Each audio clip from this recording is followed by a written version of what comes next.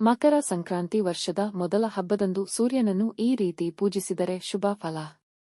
ಮಕರ ಸಂಕ್ರಾಂತಿ ಹೊಸ ವರ್ಷವನ್ನು ಸ್ವಾಗತಿಸಲು ಎಲ್ಲರೂ ಸಜ್ಜಾಗಿದ್ದಾರೆ. ಹಾಗೆ ವರ್ಷದ ಮೊದಲ ಹಬ್ಬ ಮಕರ ಸಂಕ್ರಾಂತಿ ಆಚರಣೆಗೆ ಸಕಲ ಸಿದ್ಧತೆ ಕೂಡ ನಡೆಯುತ್ತಿದೆ. ಸಂಕ್ರಾಂತಿಯಂದು ಸೂರ್ಯದೇವನನ್ನು ಈ ರೀತಿ ಪೂಜಿಸಿದರೆ ಶುಭಫಲ ದೊರೆಯುತ್ತದೆ.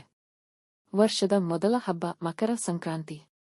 ಸೂರ್ಯನು ಧನಸ್ಸು ರಾಶಿಯಿಂದ ಮಕರ ರಾಶಿಗೆ ಸೇರುವ ಸಮಯವನ್ನು ಮಕರ ಸಂಕ್ರಾಂತಿ ಎಂದು ಕರೆಯಲಾಗುತ್ತದೆ. ಈ ದಿನ ಸೂರ್ಯನನ್ನು ಪೂಜಿಸಿದಲ್ಲಿ ಶುಭಫಲಗಳು ದೊರೆಯುತ್ತದೆ. ಸೂರ್ಯನ ದಶಾಭುಕ್ತಿ ಅಥವಾ ಅಂತರ್ಭುಕ್ತಿ ನಡೆಯುತ್ತಿದ್ದಲ್ಲಿ ತ್ವರಿತಗತಿಯಲ್ಲಿ ಉತ್ತಮ ಫಲಿತಾಂಶಗಳು ದೊರೆಯುತ್ತವೆ.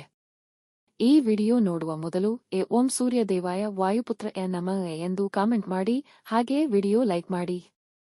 ಸೂರ್ಯೋದಯದ ನಂತರ 1 ತಾಸಿನ ಒಳಗೆ ಶಿವನಿಗೆ ರುದ್ರಾಭಿಷೇಕ ಮಾಡಿ ಶಾಲ್ಯಾನ್ನವನ್ನು ನೈವೇದ್ಯವನ್ನಾಗಿ ನೀಡಿದಲ್ಲಿ ಆರೋಗ್ಯದಲ್ಲಿ ಸುಧಾರಣೆ ಕಂಡುಬರುತ್ತದೆ. ಕುಟುಂಬದಲ್ಲಿ ಒಮ್ಮತ ಉಂಟಾಗುತ್ತದೆ. ಕೆಲವರು ಮಂಗಳಾರತಿಯನ್ನು ತೆಗೆದುಕೊಂಡು ಹೊರನಡೆಯುತ್ತಾರೆ. ಆದರೆ ತೀರ್ಥವನ್ನು ಸೇವಿಸಿ ಶಿವನಿಗೆ ನಮಸ್ಕರಿಸಬೇಕು. ಕನಿಷ್ಠ 5 ನಿಮಿಷವಾದರೂ ದೇವಾಲಯದ ಒಳ ಕುಳಿತು ನಂತರವಷ್ಟೇ ಹೊರಬರಬೇಕು. ಕುಲದೇವರ ದೇವಾಲಯದಲ್ಲಿ ಇರುವ ನವಗ್ರಹಗಳಿಗೆ ಪೂಜೆ ಮಾಡಬೇಕು. ಗೋಧಿಯಿಂದ ತಯಾರಿಸಿದ ಆಹಾರ ಪದಾರ್ಥವನ್ನು ಭಕ್ತಾದಿಗಳಿಗೆ ನೀಡಬೇಕು. ಹಂಚಲೆಂದು ತಂದ ಪ್ರಸಾದವನ್ನು ಉಳಿಸಿಕೊಂಡು ಮನೆಗೆ ವಾಪಸ್ ತೆಗೆದುಕೊಂಡು ಹೋಗಬಾರದು. ದೇವಾಲಯದಲ್ಲಿಯೇ ಪ್ರಸಾದವನ್ನಾಗಿ ಸೇವಿಸಬಹುದು. ಇದರಿಂದ ಕುಟುಂಬದಲ್ಲಿನ ಕಷ್ಟಗಳು ದೂರವಾಗುತ್ತವೆ. ನೆರೆಹೊರೆಯವರ ಜೊತೆಯಲ್ಲಿ ಮನಸ್ತಾಪ ಇದ್ದಲ್ಲಿ ಕೊನೆಗೊಮ್ಮೆ ಉತ್ತಮ ಸ್ನೇಹ ಬೆಳೆಯುತ್ತದೆ. ಸಂಜೆ ಸೂರ್ಯಾಸ್ತಕ್ಕೂ ಮುನ್ನ ಸಾಧು ಸಂತರ ಸೇವೆ ಮಾಡಿ ಅವರ ಆಶೀರ್ವಾದ ಪಡೆಯುವುದು ಮುಖ್ಯ. ಇದರಿಂದ ಮನದಲ್ಲಿ ಧನಾತ್ಮಕ ಚಿಂತನೆಗಳು ಮೂಡುತ್ತವೆ. ಆರಂಭಿಸಿದ ಕೆಲಸ ಕಾರ್ಯಗಳಲ್ಲಿ ನಿರೀಕ್ಷಿಸಿದ ಯಶಸ್ಸು ದೊರೆಯುತ್ತದೆ. ಸೇವಾ ಮನೋಭಾವನೆ ಮೂಡುತ್ತದೆ.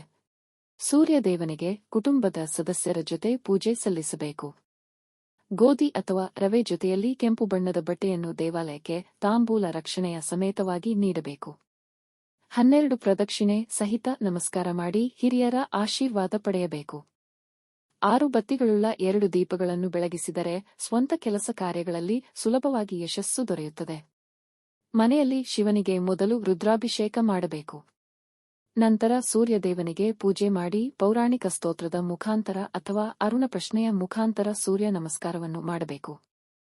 ಒಂದು ವೇಳೆ ಸೂರ್ಯ ನಮಸ್ಕಾರವನ್ನು ಮಾಡಲು ಸಾಧ್ಯವಾಗದೆ ಹೋದಲ್ಲಿ ಕನಿಷ್ಠ ಪಕ್ಷ ಸೂರ್ಯದೇವನಿಗೆ 12 ನಮಸ್ಕಾರಗಳನ್ನಾದರೂ ಮಾಡಬೇಕು. ಆರೋಗ್ಯ ಸಮಸ್ಯೆ ಇಲ್ಲದಿದ್ದಲ್ಲಿ ಉಪವಾಸ ಮಾಡಬಹುದು. ಉಪವಾಸ ಸಾಧ್ಯವಿಲ್ಲದೆ ಹೋದಲ್ಲಿ ಫಲಹಾರ ಸೇವಿಸಬಹುದು. ಇದರಿಂದ ದೀರ್ಘಕಾಲದಿಂದ ಬಳಲುತ್ತಿರುವ ಆರೋಗ್ಯದ ಸಮಸ್ಯೆ ದೂರವಾಗುತ್ತದೆ.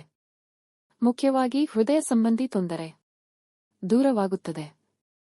ರವೆಯಿಂದ ಮಾಡಿದ ಪಾಯಸವನ್ನು ನೈವೇದ್ಯ ಮಾಡಿದರೆ ಉತ್ತಮ. ಸೂರ್ಯನ ದೇವಾಲಯದಲ್ಲಿ ಅಭಿಷೇಕ ಮತ್ತು ಪೂಜೆ ಮಾಡಿಸಬೇಕು. ಸೂರ್ಯನಿಗೆ ಸಂಬಂಧಿಸಿದ ಹೋಮ ಹವನಗಳನ್ನು ಮಾಡಿಸುವುದರಿಂದ ಕುಟುಂಬದ ಹಿರಿಯರ ಜೊತೆಯಲ್ಲಿ ಉತ್ತಮ ಬಾಂಧವ್ಯ ಉಂಟಾಗುತ್ತದೆ. ಉದ್ಯೋಗದಲ್ಲಿ ಉನ್ನತ ಅಧಿಕಾರ ದೊರೆಯುತ್ತದೆ. ಸಹೋದ್ಯೋಗಿಗಳು ಮತ್ತು ಅಧಿಕಾರಿಗಳ ಜೊತೆ ಹೊಂದಾಣಿಕೆ ಇರುತ್ತದೆ. ಉದ್ಯೋಗದಲ್ಲಿ ಯಶಸ್ಸು ದೊರೆಯುತ್ತದೆ.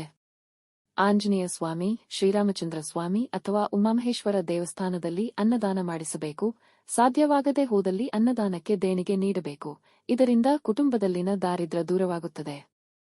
ಹಣಕಾಸಿನ ಕೊರತೆ ಮರೆಯಾಗುತ್ತದೆ. ಪೂರ್ವ ದಿಕ್ಕಿನಲ್ಲಿ ಇರುವ ಮುಳ್ಳಿರದ ಗಿಡಗಳಿಗೆ ಸೂರ್ಯನ 12 ನಾಮಗಳನ್ನು ಹೇಳಿಕೊಂಡು ತಾಮ್ರದ ಪಾತ್ರೆಯಿಂದ 12 ಬಾರಿ ನೀರನ್ನು ಹಾಕಿದರೆ ಉತ್ತಮ ಆರೋಗ್ಯ ಲಭಿಸುತ್ತದೆ. ಆದಿತ್ಯ ಹೃದಯ ಸ್ತೋತ್ರವನ್ನು ಪಠಿಸುವುದರಿಂದ ವಿರೋಧಿಗಳ ಸ್ನೇಹವನ್ನು ಸಂಪಾದಿಸಬಹುದು. ಈ ಅಭ್ಯಾಸದಿಂದಾಗಿ ಮುಂಗೋಪವು ಕಡಿಮೆಯಾಗುತ್ತದೆ. ಶಾಂತಿ ಸಂಯಮದಿಂದಾಗಿ ಎಲ್ಲರ ಮನಗೆಲ್ಲಬಹುದು. ಈ ವಿಡಿಯೋ ನಿಮಗೆ ಇಷ್ಟವಾದಲ್ಲಿ ಲೈಕ್ ಮಾಡಿ ಮತ್ತು ನಿಮ್ಮ ಸ್ನೇಹಿತರ ಜೊತೆ ಶೇರ್ ಮಾಡಿ. ಧನ್ಯವಾದಗಳು.